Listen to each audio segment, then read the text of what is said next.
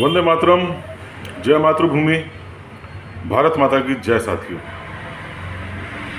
भारतीय आज़ादी की लड़ाई निश्चित रूप से पल प्रतिपल शौर्य की ऐसी नई गाथाएं रची गई जिन्हें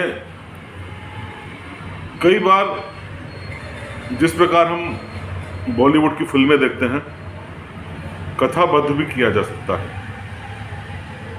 जिस तरह से किसी भी हिंदी फिल्म में नायक के साथ साथ उसके मित्र की भी अहम भूमिका होती है, जिसे चरित्र कलाकार कहते हैं, ऐसे ही क्रांतिकारी जो जीवन पर्यंत महान क्रांतिकारी चंद्रशेखर आज़ाद की छाया बनकर रहे, उनके कदम दर कदम कदम ताल करते रहे, अंग्रेजों से टक्कर दी।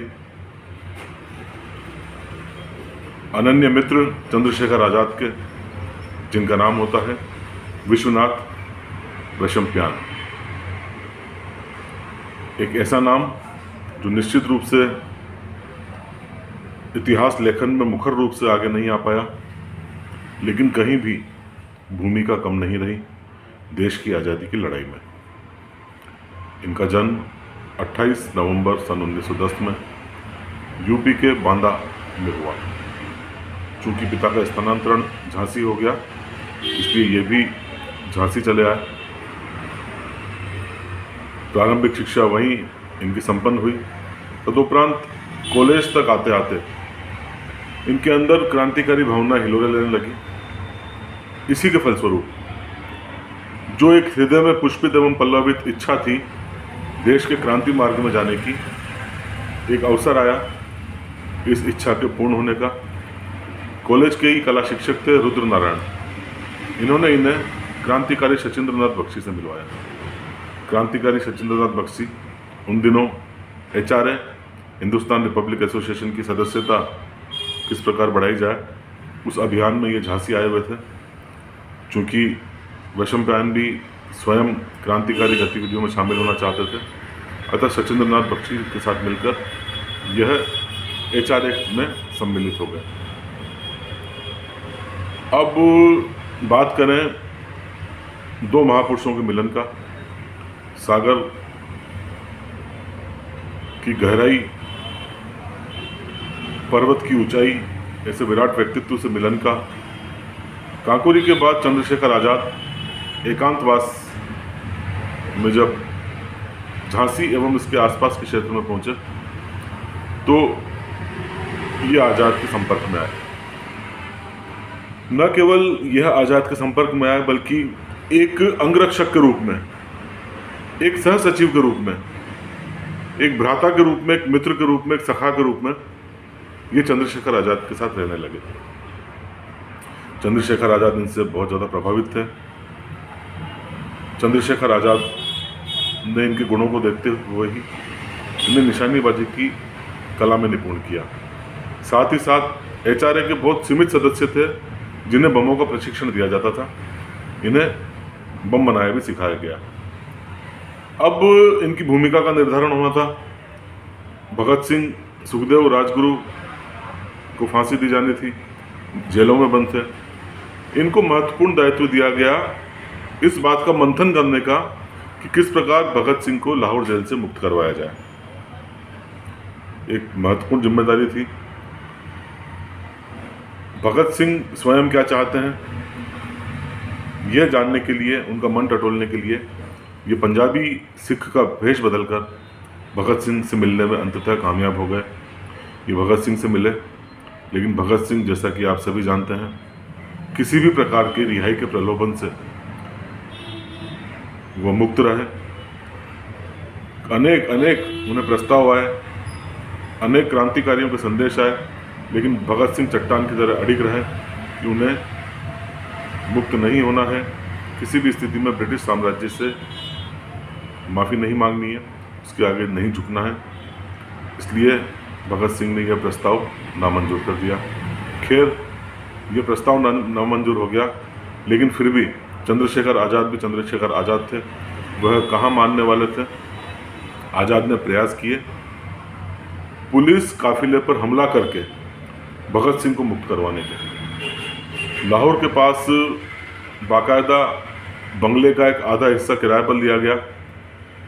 बाकायदा चंद्रशेखर आज़ाद के साथ एक पूरी टीम थी जिसमें भगवती शरण वोरा थे, धनवंतरी थे, सुखदेव राज थे, यशपाल जी थे, दुर्गावती थी, साथ ही साथ शेल बिहारी जी, मदन गोपाल जी, टहल राम जी, जो कि क्रमशः सेवक की भूमिका में, रसोइये की भूमिका में, ड्राइवर की भूमिका में थे। विश्वनाथ तो थे ही सही। अब दिन तय किया गया 29 मई 1930 का। वैशंपियान एवं सुखदेव राज ये दोनों साइकिल से जंगलों की तरफ गए, रावी नदी के किनारे होते हुए, नाव से होते हुए घने जंगलों में। इनका उद्देश्य ये था कि ब्रिटिश दल पर जो हमला किया जाएगा बमों से, उसका एक बार प्रशिक्षण, उसका एक बार अभ्यास कर लिया जाए। अभ्यास के दौरान घने जंगलों में परीक्षण के दौरान भगवती शरण वोरा ने जो ही बम को अनपिन करने का प्रयास किया, बम फट गया और भगवती शरण वोरा गंभीर रूप से घायल हुए। उनका हाथ उनके शरीर से लगभग अलग हो चुका था। आनंद फानन में सुखदेव राज बंगले की तरफ गए अन्य क्रांतिकारी साथियों को सूचित करने के लिए,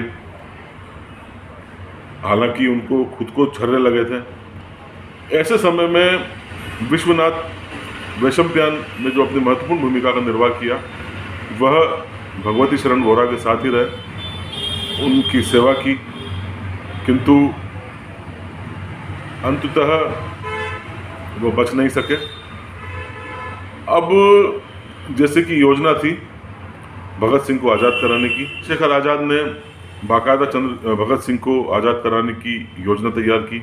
लॉरी में बैठ के ये सारे साथी जेल एवं उसके आसपास के क्षेत्र में आए।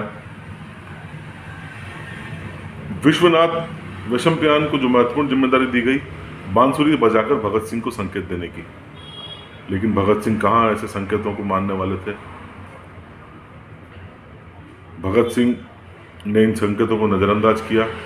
थक हार कर तमाम साथी वापस चले आए। अब सबसे महत्वपूर्ण अंदेशा था, पुलिस की नज़र इन पर पड़ चुकी थी।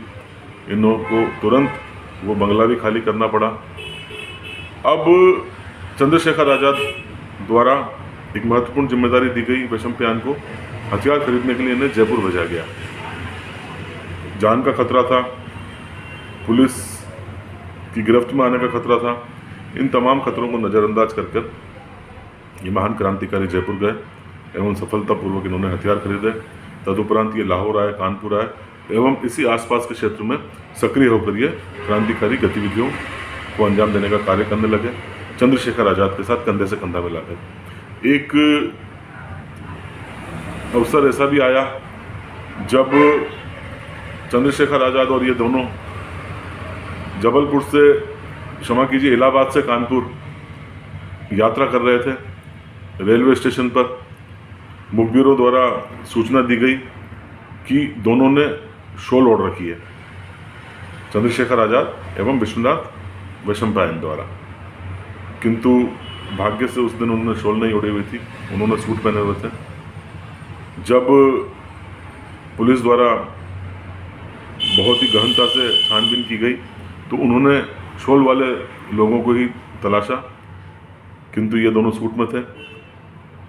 चंद्रशेखर आज़ाद ने इन परिस्थितियों में विश्वनाथ को तुरंत उन्हें छोड़कर भाग जाने का आदेश दिया, लेकिन यहाँ पर इस घटना का उद्धृत करने का यही कारण है कि विश्वनाथ वैशंपियान जो कि अडिग थे, उन्होंने चंद्रशेखर आज़ाद से कहा, जिएंगे तो साथ में, मरेंगे तो साथ में, मैं अवसर पाकर आपको खतरे में छोड़कर कहीं भागने वाला नहीं हूँ।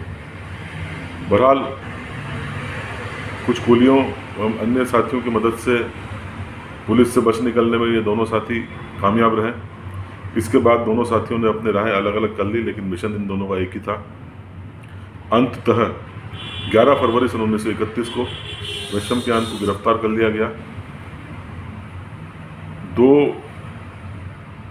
इन्हीं के ही परिचितों द्वारा साजिश रची गई, वीरभद्र तिवारी एवं शिवचरण लाल जी, इनकी योजना सफल रही एवं अंततः ये पकड़े गए।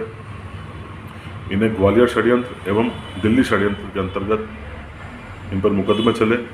अंततः ये लगभग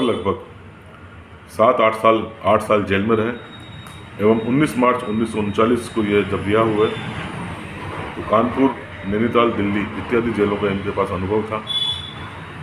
रिहा होने के बाद इन्होंने, जैसा कि मूलभूत प्रकृति होती है, वो नहीं छोड़े।